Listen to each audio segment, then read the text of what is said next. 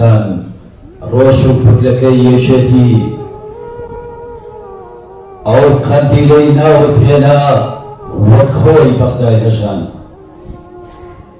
بۆ شابازی شەهیدان تۆ دارستان و دارستانی زۆرت کرد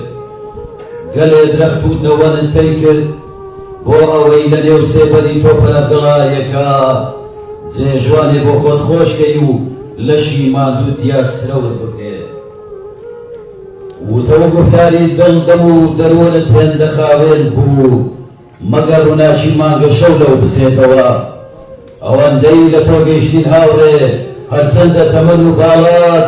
تاوەن ئاسا تازە لە هەڵکشانە بوو بەڵام سێبەری باوەڕ و باڵات لە لوتکە دەچوو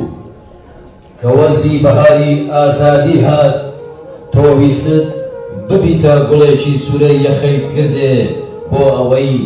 شاخ و پێدەشت و خاک سرەوت بگرێت کەچی ئەو دەما تۆ پەرت لە سنگی مەرگ گیر کرد و ئەو نەیوێرا تۆ بگرێت بەڵام ناحەزانی دش بەبیر و باوەڕت بە لەرزۆکی و نامەردی شەهیدیان کردی. ئامادەوانی بەڕێز و خۆشەویست، ئێستاش